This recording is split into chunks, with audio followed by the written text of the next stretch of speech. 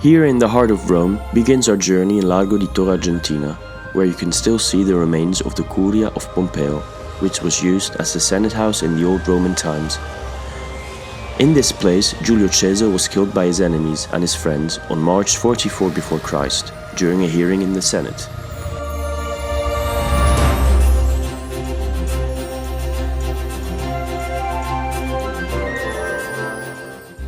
On this square, in front of the Palazzo Spada, you can see the lovely fountain designed by Borromini.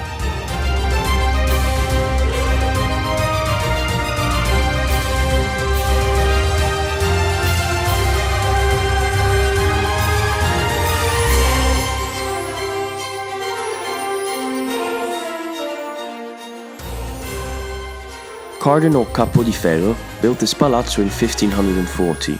Today it's used as the Council of State. The sculptures in the niches are the rulers of ancient Rome.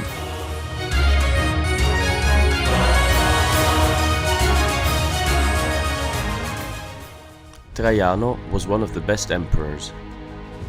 Pompeo, a very powerful political figure. Fabio Massimo, also called the Cunctator. Romolo, he was the last Roman emperor of the Western Empire. Numa Pompilio, the second king of Rome, he reigned for 43 years. Marco Claudio Marcello, he was called the Sword of Rome. Julio Caesar was nominated the greatest man of the old times. Augusto was the first Roman emperor of the Western Empire.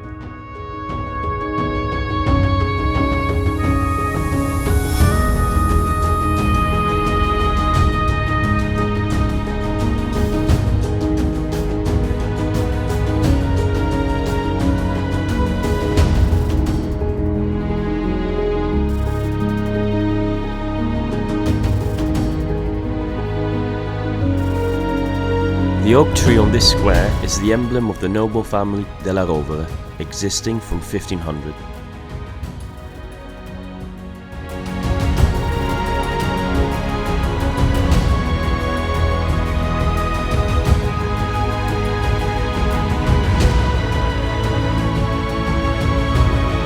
The two ancient grey basins, made of granite, are originally from the thermal bath of Caracalla. First they were placed in Piazza Venezia and then transported to Piazza Farnese around mid-1500. The fountain remains a simple ornament because of the shortage of water. On the square were organized bullfights, and the basin was transformed for the occasion in the tribune of honor for the noble families and the authorities who found a safe place inside the basin to see the show. Later on, the other basin was also transported from Piazza Venezia to Piazza Farnese.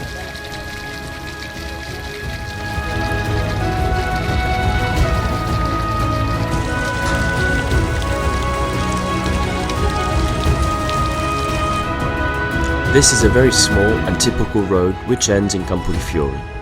Its name derives from the craftsmen who used to make hats. Later on it hosted lots of restorers of antique furniture. Nowadays though, most of them have gone.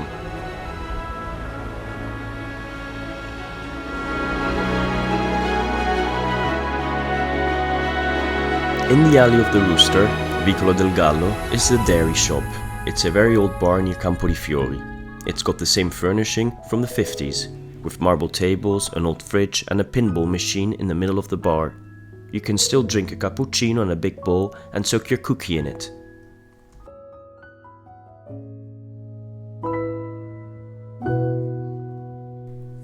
The most spectacular and known square in the city centre is without any doubt Campo di Fiori. Since 1869 it has a colourful and picturesque marketplace during daytime. Campo di Fiori is the only historical square in Rome that doesn't have a church.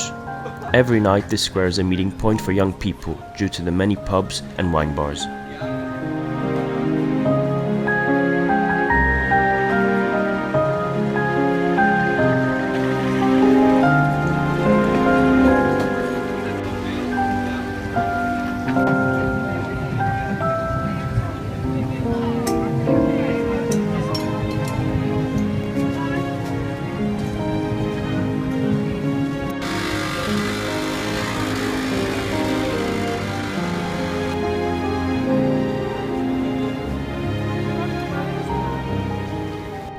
Here was burned alive the philosopher and Dominican friar Giordano Bruno, accused of heresy in 1600.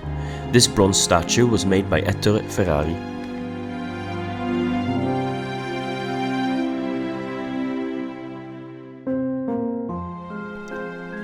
Pork butcher Viola exists from 1890, and ever since people have been buying the special bacon to make the amatriciana pasta. Here in this pork temple, one can buy all kinds of pork products to add to the typical Italian recipes.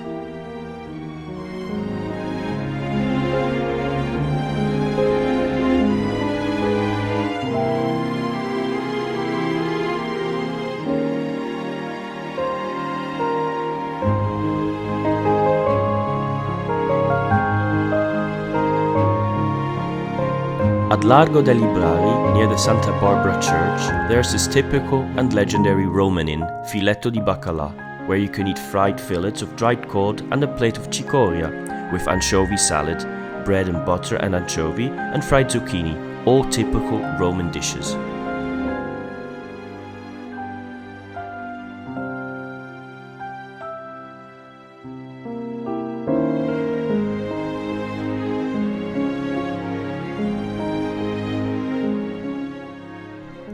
Via Giulia is one of the most fascinating streets of Rome, with a lot of history and a special atmosphere.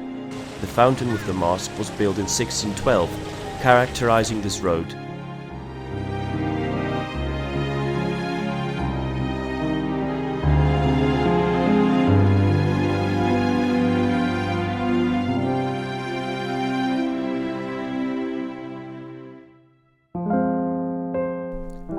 The rows of ashlar stones sticking out like a seat is called by the locals the couch of Via Giulia.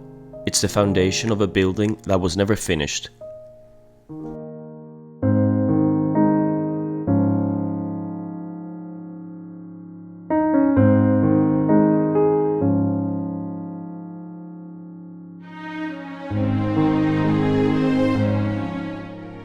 This is Palazzo Falconieri, nowadays hosting the Hungarian Academy.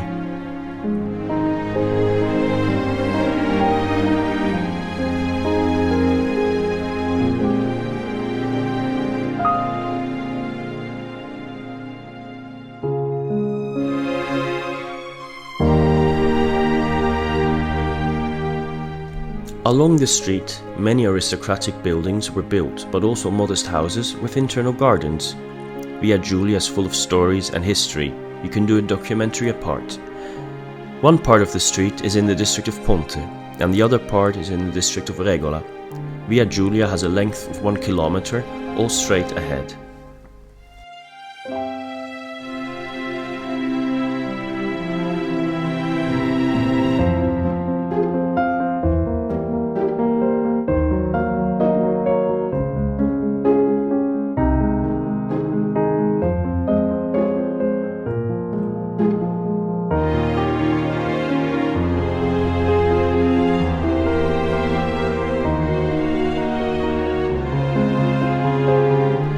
This square is delightful. Palazzo de' Ricci has been decorated with beautiful frescoes, but unfortunately most of them have disappeared. In the back you can see the church of the Santo Spirito of the Napoletani in Via Giulia.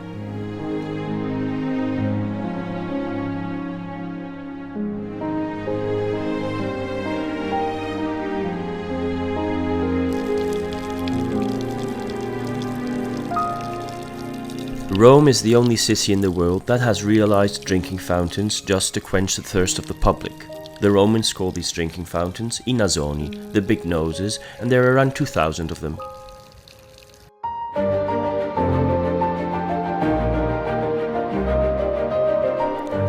The old bakery in Via Chiavari in the Parione district has been in hands of the Roscioli family for 3 generations now. They bring out pot pizza all day according to the traditional Roman recipe.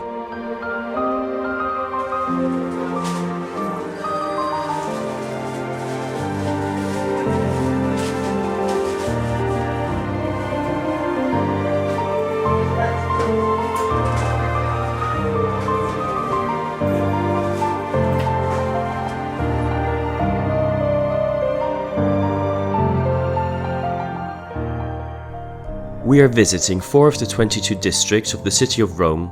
Now we are in the district of Sant'Eustachio at Largo Palaro. The other districts are Ponte, Parione and Regola.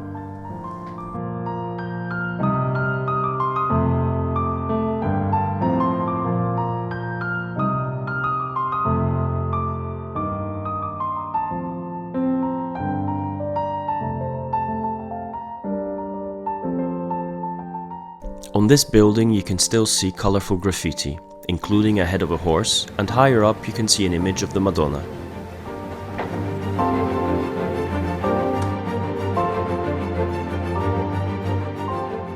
Across the various artisans and shops of the city centre, we have now arrived at the ancient Roman herbal shop.